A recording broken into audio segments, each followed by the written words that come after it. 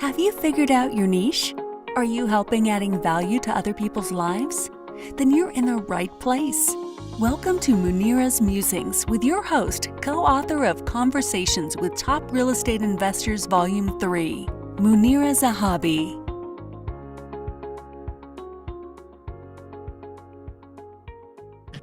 Greetings from Chicagoland. This is Munira, your host and friend from Munira's Musings.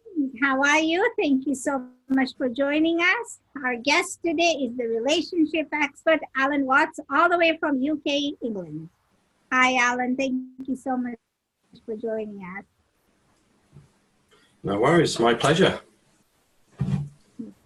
Thank you. Okay. You can hear us, right? Yes, I can hear you. Can you hear me all right?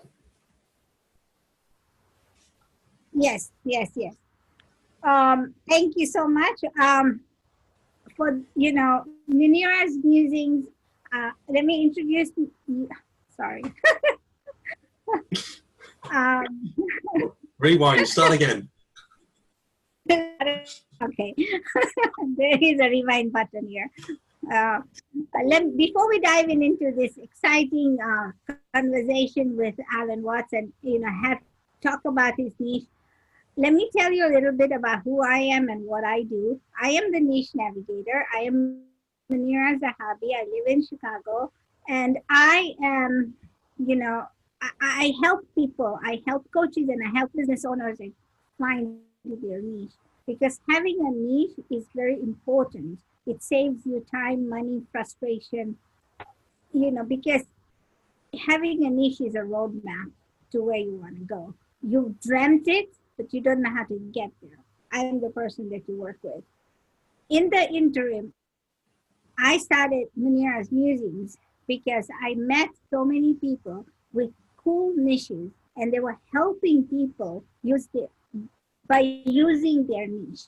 And it's become a show with over 200 interviews with people from all around the world that are doing extraordinary stuff. So my guest today is Alan. Alan, if you could tell us a little bit about yourself. Yeah, I call myself a love engineer, which, so to put that into a brief description, what I do is I work with single women that are very frustrated with the world of dating these days and not being able to connect with, find, or attract their ideal partner. So I work with them and help them work through whatever's blocking them, whatever's holding them back. And in some cases, it's just a case of getting clarity on what they really want out of a relationship. Whereas a lot of the time, they'll be able to spend a lot of time telling you what they don't want, but they don't actually know what they do want. And the other thing we do is help them understand the men, because a lot of women don't, and a lot of men don't understand women either. But so there we go. Isn't that the truth? People who've been married for years, they're gonna say, "Oh, he doesn't understand me." So this is an awesome niche, and with Valentine's coming around, almost a month and a week ahead, from us. What is it that people are looking for? And before you answer that question, let me ask you this. Tell us how you fell into this niche. How did I fall into this niche? Well, after lots of relationships that didn't work, not understanding women, a very, very painful divorce, and then had a relationship after that which ended. At that time, I was still living in what was my family home, struggling to make ends meet, and just feeling like I was a complete failure as a father, a husband, a business owner, everything.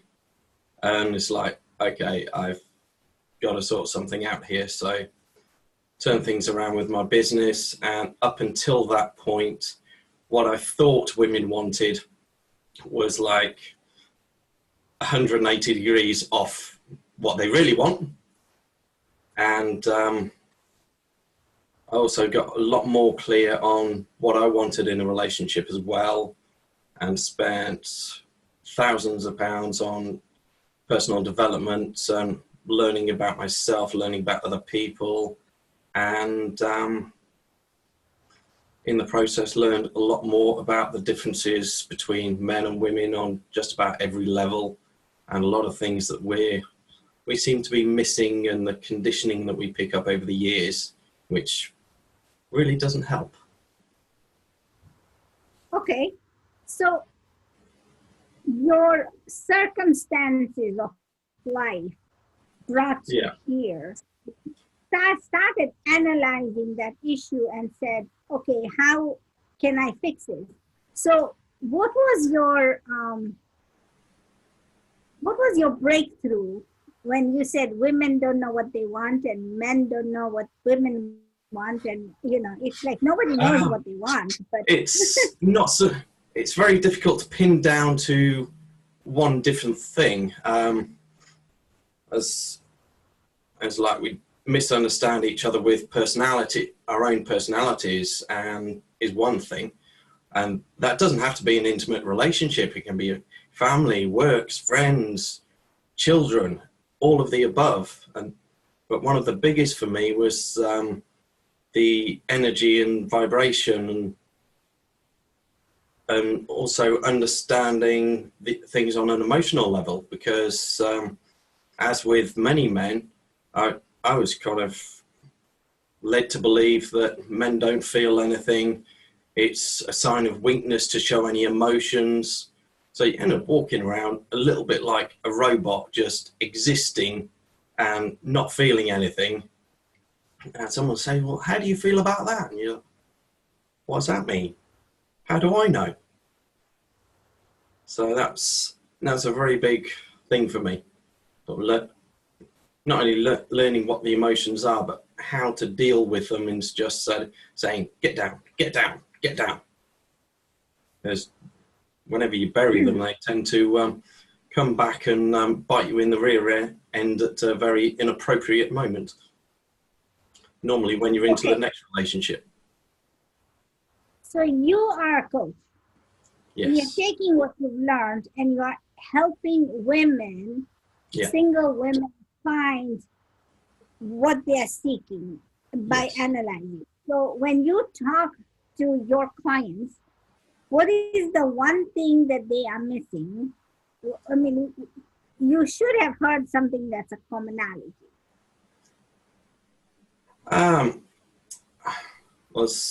The biggest thing is it's like they're seeking this thing called a real man, the knight in shining armor, and all these stories of what a man should be. And some of it's come from fairy tales, which really doesn't exist. And in a way, they're seeking the wrong thing, or something that doesn't necessarily serve them as well as it could do. Because with a knight in shining armor, his armor shines for a reason. He's not been in battle. He's not been tested. So as they get into a relationship or whatever, and they move forward, he gets tested, and it suddenly turns out that he's not the knight she thought he was, but more of an idiot in tinfoil. Whereas if you find a knight that's got armor that's tarnished, he's more likely to be able to stand in a fight, have her back, and give her the feeling of being safe in his presence. Okay, I like that.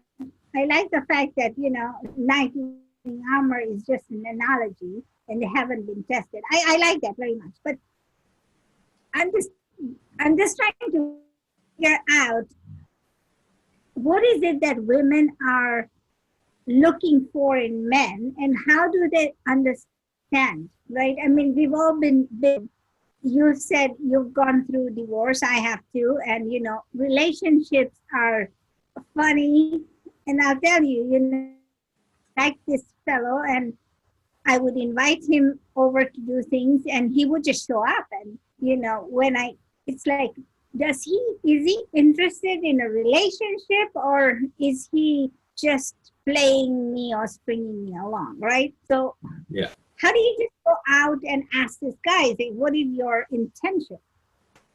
Are you even aware of the fact that I am talking to you or including in all of this stuff because there is something that I want from you, right? Yeah. So how would you coach me on that?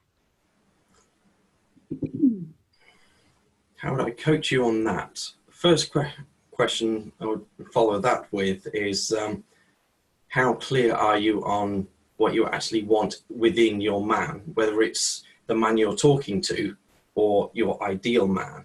It's like, in some ways, it's a little bit like having a business. When you work out what your ideal client looks like.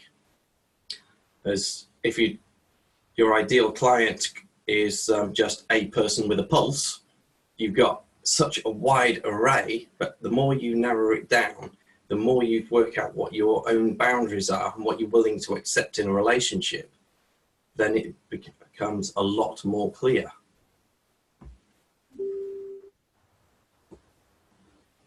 But I like this guy. He's got all the qualities I want.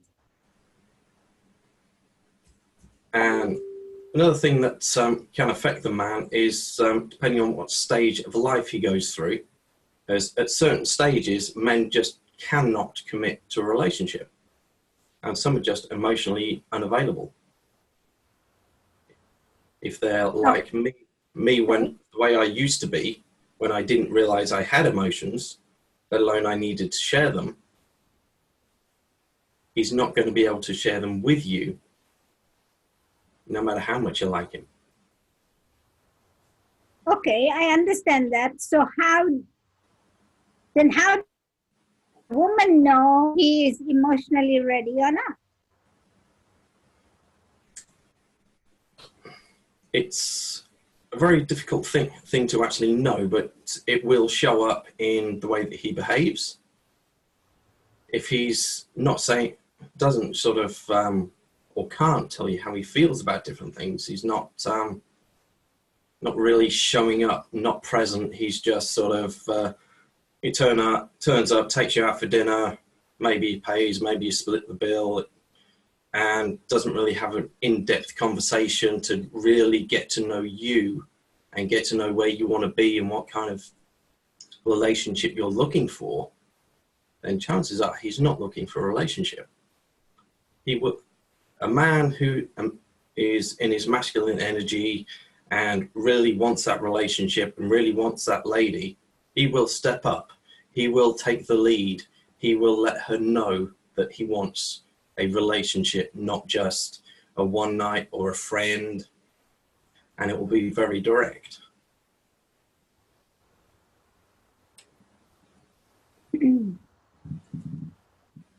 But then there are some men who just use women, right? Yes, there are. Okay, so how then does a woman differentiate? I mean, this is a sticky subject. I understand that. It is, yes. I'm just putting you on the spot because you have the best subject. Is thinking, hey, telling women how to find relationships. I want to learn how to do that. The biggest thing is actually listening to your gut feelings. That works a little bit like your internal sat nav. Because if you feel within your body that something's not right or he's not right in some way, 99.999% of the time, it's going to be right.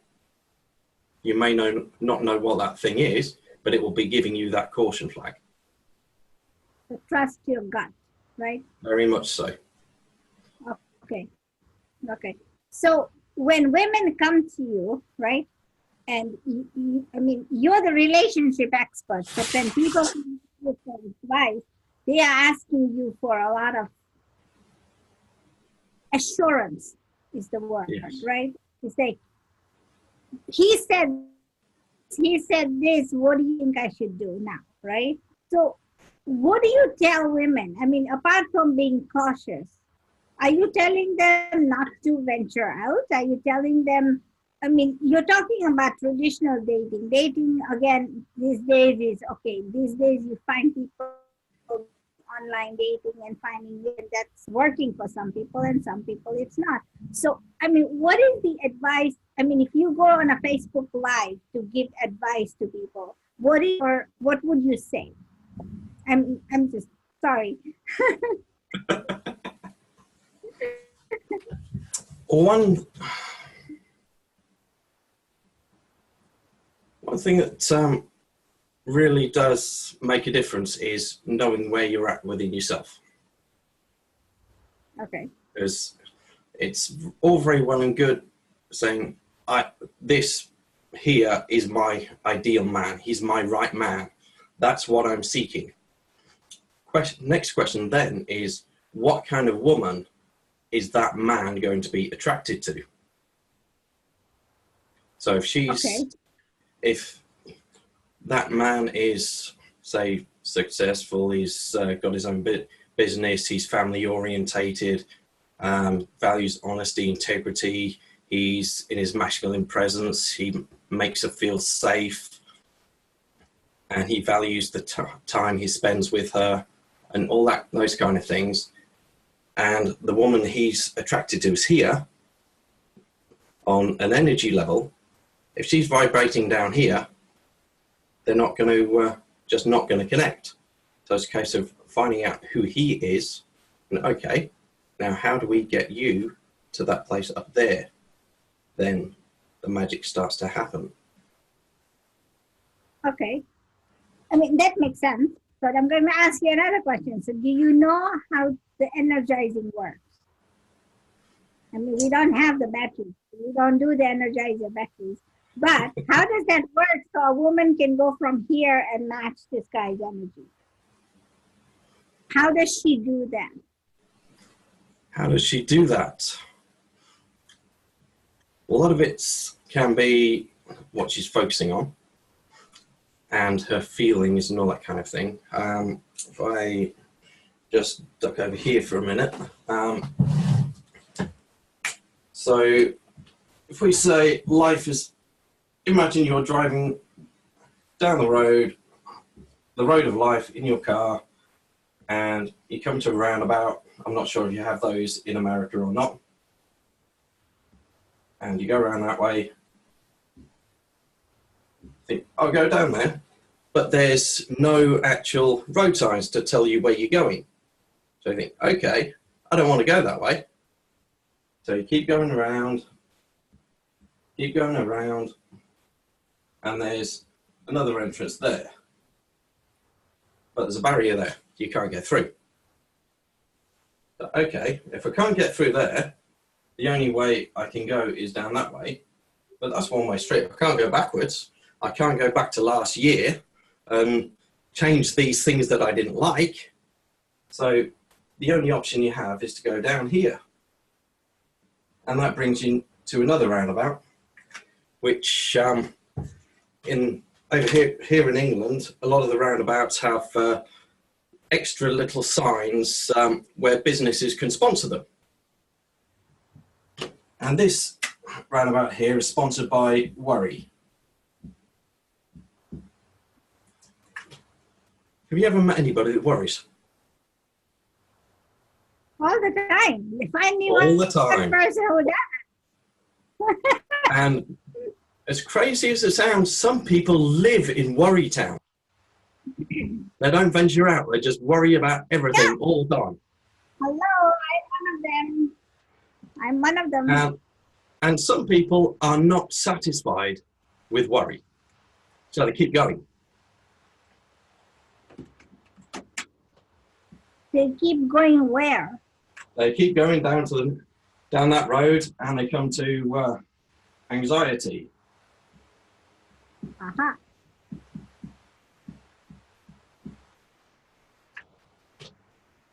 You ever come across somebody that has anxiety? What if maybe? And there's 1 or 2,000 people all over the world that kind of live around there. Yeah, true. And some people are still not satisfied. So they keep going. Oh, okay. Oh, wait, there's more.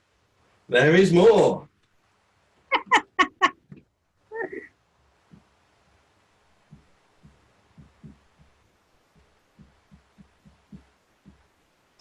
That one's sponsored by frustration. Uh-huh. You ever met somebody frustrated? Pulling your hair out. Yeah, pulling your hair Yeah. out. I have a lot of it. Indeed. Now, believe it or not, some people are still not satisfied with frustration, and they go another step further to anger. And some people live there too. Oh. A lot of people, it is normal to dip in there occasionally, but you don't want to be living there. Well, I'm assuming that you don't want to live there. Although... No, I mean, it makes sense because is there like a direct route instead of going to worry straight to anger? Or is that like the normal pathway that you're going? Well, some people get so good at getting angry, they carve their own road. Uh-huh. They don't even bother getting worried. They don't get anxious. They just go straight to anxiety, or they go to depression town. Now that's dangerous right there. And then some will go... 2 days more. Some just get stuck in a pattern between two of these emotions, and it's not a really nice place to live. And from there, some people, sadly, even members of my family, have ended up going to a mental health hospital where they give you a load of drugs to try and chemically change how you feel. And the other place people can go, including I've had 1 or 2 members of my family take their own life. Neither are particularly nice, especially for the other members of the family that's still around.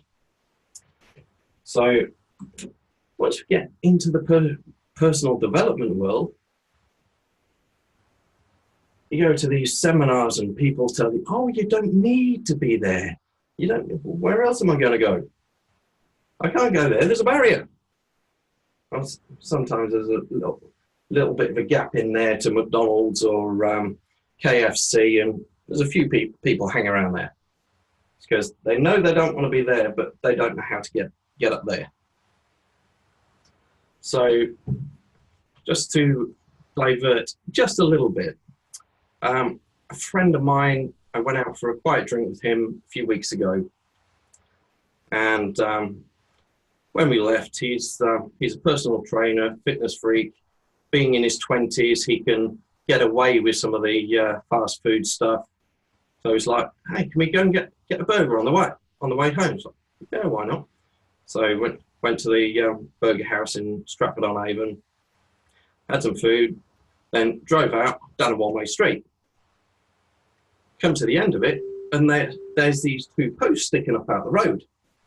We can't go backwards because it would be illegal, but we can't go forwards because the posts are in the road, and 3 cars are in front of us are trying to turn around or pull to one side. And I looked at my friend and said, well, look, I believe that if we get close enough, these posts will sense that our car is there, and they will drop down into the floor. He said, you're crazy. I said, well, let's try it. So I drove very, very cautiously and slowly up to these barriers, and the posts dropped down into the floor, and we could drive on. And this barrier here works very much the same. Once you get close enough and trust that it will believe, that it will open, and have the courage to drive up to it, it does open. And that leads us up to another roundabout. Oh no, not more roundabouts. I can't take any more. But this one's different. This one's sponsored by Magic. And up there, you also have love, joy, pleasure,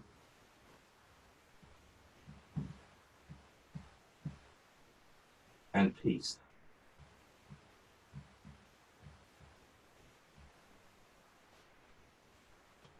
And it doesn't actually say on there, but this big one here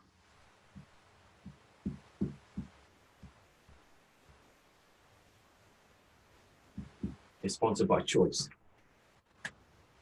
So if we automatically just go here, we end up in these negative emotional states a lot of the time.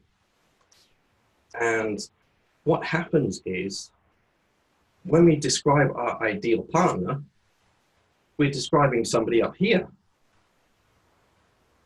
They don't hang around down here.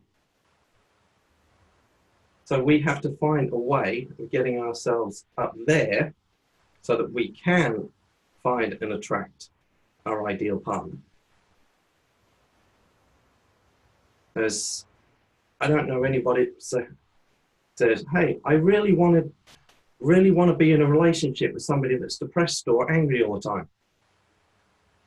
I want to be with somebody that is peaceful, that is in a state of love and has the joy in their life. What you just showed us is profound. It's very interesting, right? And when anybody starts a relationship, they have to go through the worry, they're anxious, but there has to be a bridge that goes from worry, anxious to back to the choice, so they can take the bridge, take right? Yeah, that's the one-way street that you can go either direction down there. You can go back up that way, because you can choose to stay in worry, or you can choose to go to anxiety, or you can choose to go back up there. Because nobody else tells you what to feel. So, this here is a good lesson, because, it's not only love, it's everything that we want, right? Everything. We want a bigger house, we want a bigger paycheck, we want a better spouse. I don't know if you can change spouses, but if that was possible,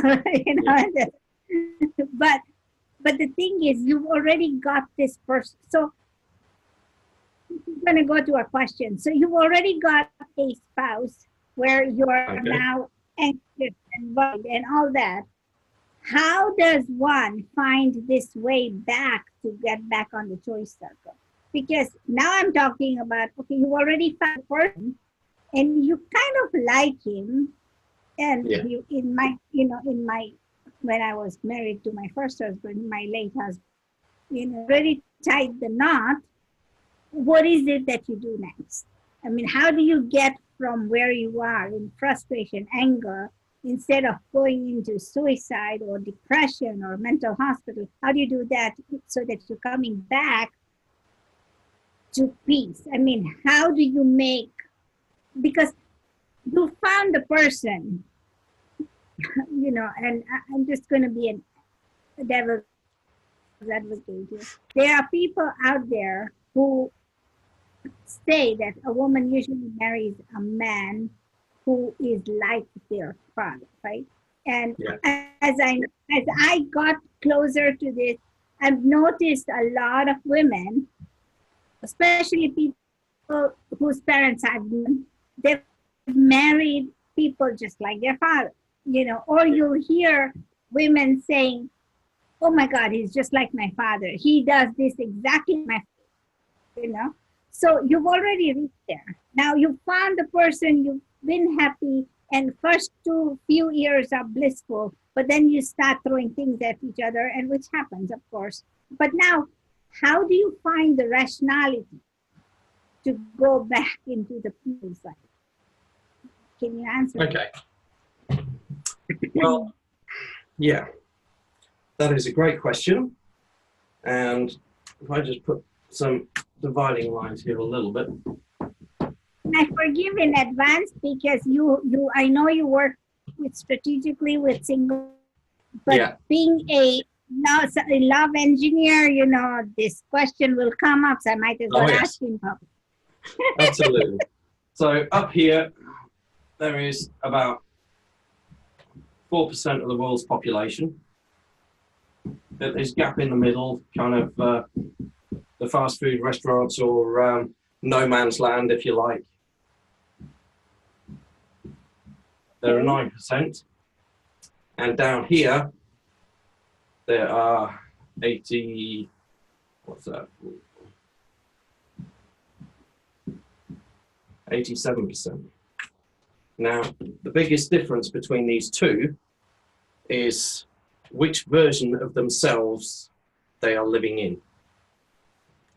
And up in the green, there is the wise, the heart, the one we should be listening to, the one we should be following, the one that doesn't want to be angry, that wants to, if something happens, wants to step back and understand the other person's perspective instead of blaming, saying, you did this, you did that, you need to change this, you need to change that. So for the green, we need to be in our hearts. Green for the heart at the start. And when we're down here in the red, we're looking for the solution outside of ourselves. In here, we look inside for our solution. We look inside for our answers. We look inside to find why we are angry. What is it about this particular situation that's making us feel angry?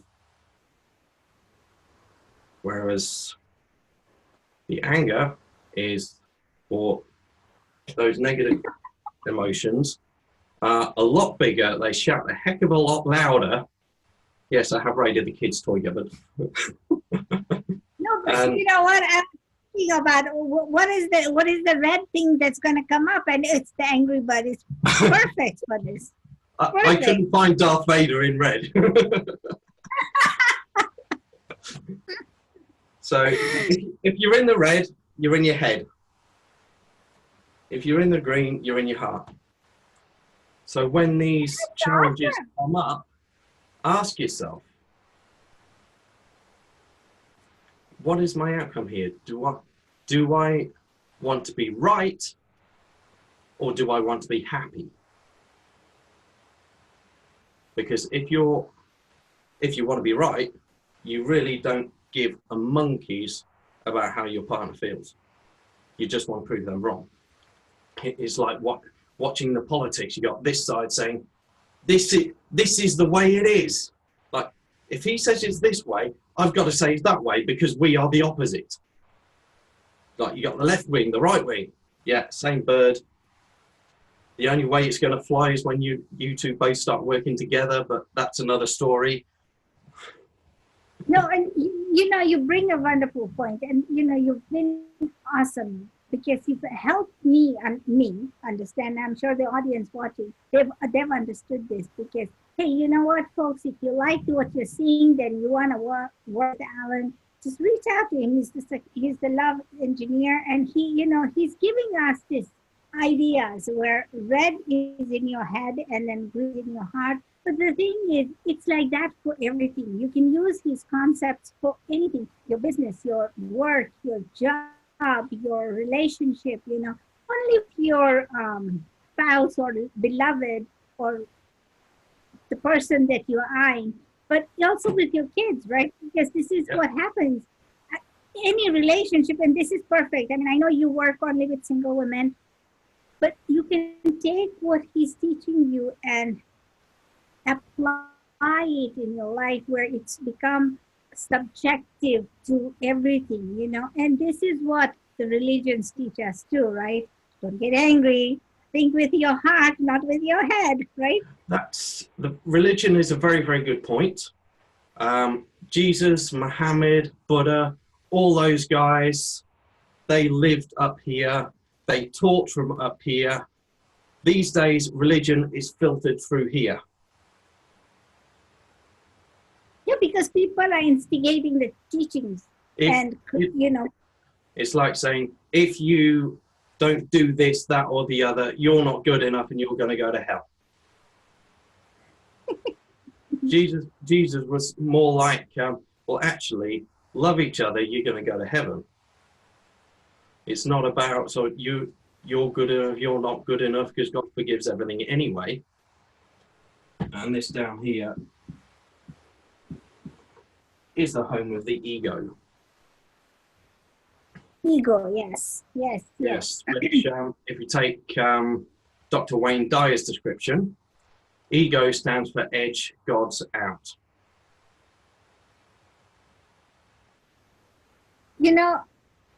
I am just blown away with what you've taught me today, because I like the roundabouts. You work with circles, I work with circles, but the thing is, we all worry. We all are anxious. We are all fearful. And the reason of that, what Alan shared with us, is because we are not clear. And we focus on the negative outcome. We're looking at what could possibly go wrong. What could go right? There you go. So, I'll tell you, every time I used to think like that too, because it's always what if, right? And then when I started college in the States, I was taking a math class. I think it was statistics, and I had a hard time with that. But I always went to one of my pharmacists, and I always talked to him, and I said, what if I fail? And he goes, what if you pass? And he helped me change my thinking, because I always thought negative. Yeah. And now it's always like, okay, so what are the odds of it being, you're giving me all the risks? And that's what people do. They give you all the risks. They don't give you the benefit. So forget the risks. If if it doesn't work right, it doesn't work right. I mean, I tell people, it's like a recipe, right? Every recipe, successful recipe out there was an accident. And if they didn't try it, it wouldn't have been a success because they didn't try it. So try it, and like I tell my people, start with clarity to what you want to do. There's so many things, so many times the people have spent so much money and become frustrated and angry, and what your roundabout is all about is, what if, what if it doesn't? How are you going to handle that? What if that last relationship ended not because you weren't good enough, but because the universe or God or whatever knows that your ideal partner is just around the corner and you need to be available for him? You're right.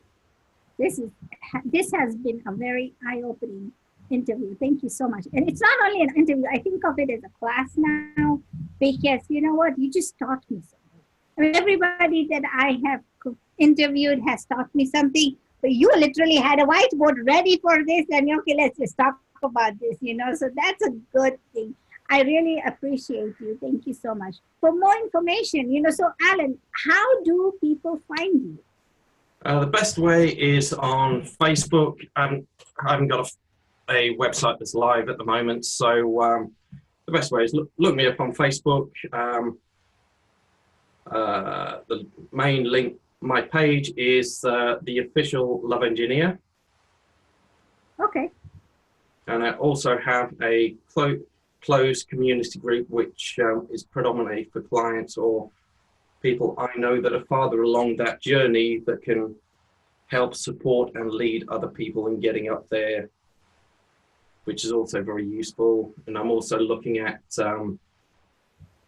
talking to some of the couples that I know that live relationships like that, that are very much in their hearts and have succeeded, some of which, like my friend Simon that lives here in the UK, he met his wife through a group on Facebook.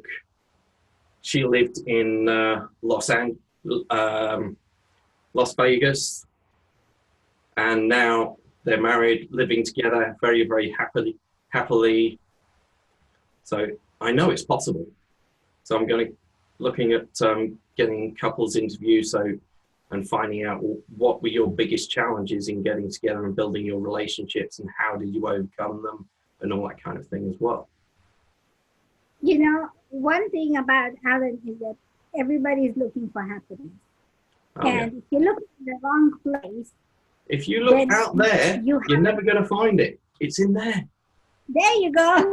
That's the in there. piece of advice. So for those of you who are watching, please like, share, and subscribe to this channel. And look at his webpage on Facebook, The Love Engineer, right? Love Engineer. And Yeah. so, look him up, because he's got some things that are profound, that are stones, like foundational stones for any relationship. It's going to help you. It's neat. Thank you so much for being on my show. I am honored and humbled. Thank you. And hey, everybody, look him up. Thank you so much. And out. No worries. As my very first mentor says many a time, is often quoted on Facebook, this little guy here, he says, "The road to fear leads to the dark side." Yeah. I like the teachings that you share. Thank you so much. Have a good night, and everybody share and subscribe. We will see you tomorrow with a guest, Munira's Musings. Bye. Bye. Thank you for listening to this episode of Munira's Musings with your host, Munira Zahabi. If you enjoyed our show, please share and subscribe to this channel. And for more content, please join our Facebook group called Navigate to Your Niche.